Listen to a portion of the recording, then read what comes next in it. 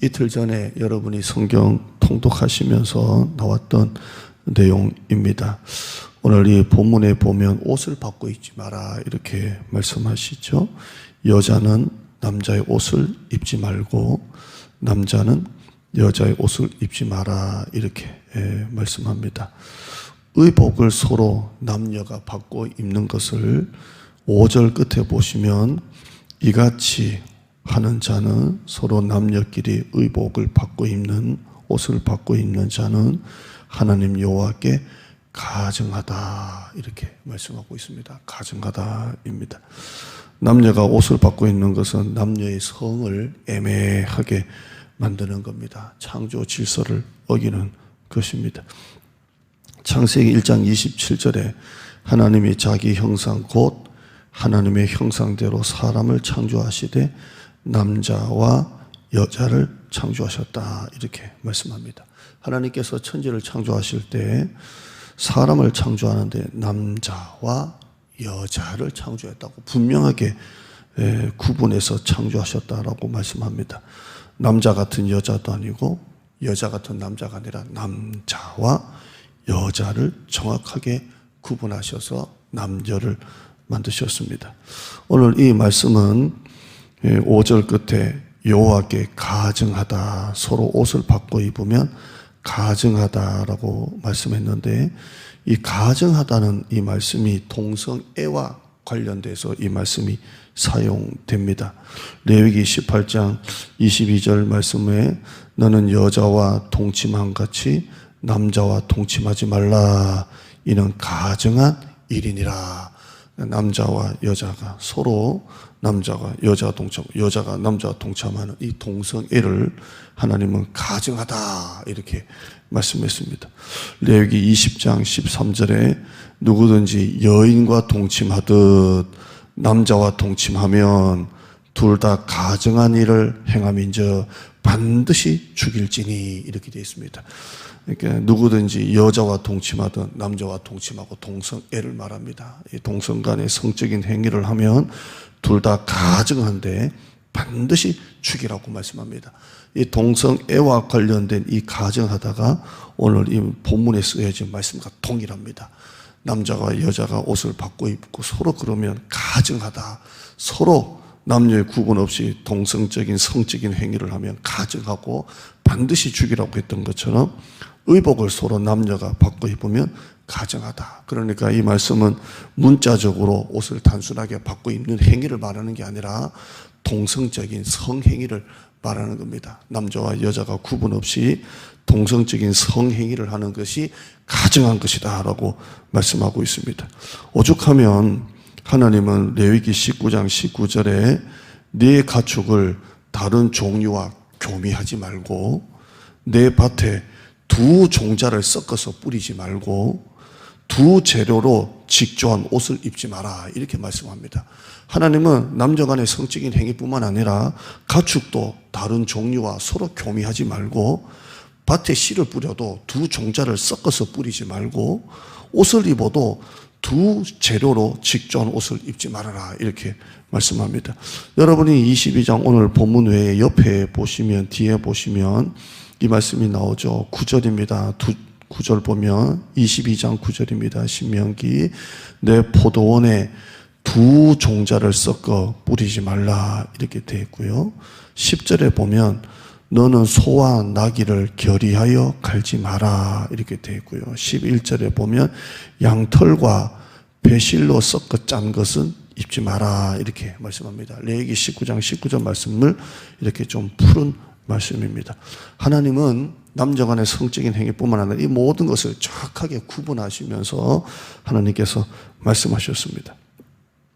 지금 한국교회 이슈는 코로나로 인한 정부의 교회만의 셧다운 방역 정책뿐 아니라 동성연애에 지금 한국교회가 다 걸려 있습니다. 성차별 금지법이라는 이름으로 또 성평등법이라는 이름으로 각종 동성연애, 동성애죠. 또 각종 성적인 음행을 합리화하고 무죄화시키는 이 법제화 작업을 국가나 인권위원회에서 지금 진행하고 있습니다. 국가인권위원회는 평등법 이 법 시안을 공개하면서 이렇게 말합니다. 설교를 해도 전도를 해도 차별금지법이 통과되어도 평등법이 통과되어도 적용되지 않는다. 걱정하지 마라. 그러니까 설교나 전도는 상관없이 해도 된다. 이렇게 말을 합니다. 차별금지법을 발의한 이 정의당의 장혜영 의원도 이렇게 말합니다. 종교단체나 기관 안에서 신앙에 관해서 설교하는 거나 가르치는 것은 종교 자유의 영역이기 때문에 차별되지 않는다. 그러니까 걱정하지 마라. 이 법이 통과돼도 종교의 자유가 있으니까 얼마든지 설교해도 된다. 이렇게 합니다. 그러나 기독교 법조인의 생각은 전혀 다릅니다. 완전히 다릅니다. 법 해석 때문입니다.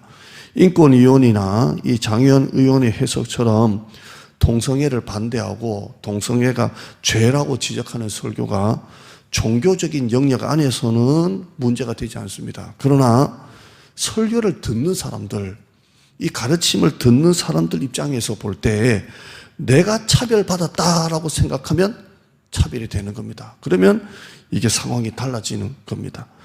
이 국가인권위나 장애인 의원이 종교의 자유가 있기 때문에 설교는 아무리 해도 된다. 전도는 아무리 해도 된다라고 하는 것은 상관없습니다. 그러나 이 설교를 듣는 사람 입장에서 내가 차별을 받고 있다. 이건 죄라고 하기 때문에 내가 지금 모욕을 느낀다고 하면 죄가 성립이 되는 겁니다. 이 법안이 통과되면 동성애를 반대하는 설교 자체는 종교의 자유이기 때문에 처벌되지 않습니다. 그러나 이 설교를 듣는 사람이 이 설교가 문제가 된다라고 생각하면 처벌된다는 겁니다. 완전히 달라지는 겁니다. 목사가 동성애 반대 설교를 할 경우에 동성애자가 그 목사의 설교를 내가 지금 이 설교를 가지고 고통을 받았다. 내가 차별을 받았다. 내가 수치심을 느꼈다라고 하면 법 위반이 되는 겁니다. 만약에 인권위원회의 시정명령을 이행하지 않으면 3천만 원의 벌금이 계속 부과되고 반복적으로 계속 설교할 경우에는 악의적인 차별이라고 간주해서 재산상 벌금 내는 것 외에 또 개인적으로 징벌적으로 손해배상으로 1인당 최소 500만 원을 물어야 된다고 이렇게 말합니다. 실제 외국의 경우는 이 차별금지법이 통과된 나라들을 보면 지속적으로 계속 설교 시간에 목사님이 지난주일도 동성연애가 죄입니다. 동성연애가 죄입니다. 계속 반복을 하면 이게 성폭력죄가 성립이 돼서 감옥까지 가는 일이까지 있습니다. 여러분, 폭력이라는 것은 손으로 때려야만 폭력이 행사가 되는데 설교만 했는데도 성폭력죄가 성립이 돼서 감옥에 갇히는 일이 생겼습니다. 손으로 때린 적도 한 번도 없는 목사가 왜 성폭력죄가 성립이 됐을까요? 동성애자가 들었을 때에 그 목사님이 계속 죄라고 지적하는 그 설교가 자기에게는 언어폭력이 됐다는 겁니다. 그래서 언어폭력이 돼서 감옥까지 들어갔다는 겁니다. 내가 차별을 하지 않았는데도 상대방이 나는 차별받았어요. 나는 그 설교 때문에 수치심을 느꼈어요 하면 이게 처벌이 되는 법이 바로 차별금지법입니다. 그러니까 차별했느냐 차별 안 했느냐를 결정하는 것이 동성애자나 동성애 지지자가 결정하는 거예요. 내가 차별받았다 하면 차별받았다는 것으로 처벌된다는 겁니다. 차별금지법이 통과되면 신학교가 동성애자의 입학을 거부할 수가 없습니다. 왜냐하면 차별금지법이 되는 거니까 이 사람이 동성애자입니다. 근데 신학교에서는 보수적인 신학교는 동성애자를 신입생으로 입학생으로 받을 수가 없는데 이 법이 통과되면 동성애자가 신학교에 들어올 수가 있게 되는 겁니다. 경계선이 없어집니다. 교단도 동성애자에 대한 목사 안수를 거절할 수가 없습니다. 차별금지법이 통과되면 우리 합동 측에도 신학교 안에 동성애자가 입학하는 것을 학교가 막을 수가 없고 이 대한예수교 장로교 합동 측 교단이 또 교단도 그 학교에서 졸업한 동성애자를 안수를 거절할 수가 없게 되는 겁니다. 다 안수해 줘야 됩니다. 신학교도 이제는 동성애자가 들어오기도 하고 교단도 동성애자 목사가 안수를 받게 되는 것입니다.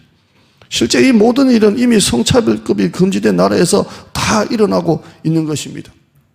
저는 오늘 이 동성애가 무엇인가라는 설교하는 것보다 이 차별금지법이 통과될 경우에 한국교회 존폐마저 위태한 상황까지 온다는 겁니다. 그러면 여러분이 우리 교단 안에서도, 우리 대한예수교 장로님 합동식 교단 안에서도 신학교를 졸업해서 안수를 받는 목사 중에서도 동성애자가 생길 수도 있다는 겁니다.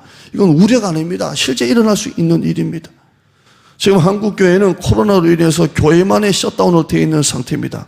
더 큰 문제는 이 음행을 합리화시키는 이 대한민국의 정부와 인권위원회의 이 법제화 작업에 우리가 깨어 있어야 합니다. 차별금지법은 어떤 하나의 지나가는 유행이 아닙니다. 한두 교회가 부흥되고 안 되고의 문제가 아닙니다. 이 코로나로 인해서 교회가 셧다운되어 있는 것은 코로나 끝나면 됩니다. 백신 맞고 끝나면 되지만 이 차별금지법이 통과되면 한국의 앞으로의 100년의 근간이 무너질 수 있다는 겁니다. 기독교 세계관이 무너집니다. 기독교 가치관이 무너집니다. 성경의 근간이 무너집니다.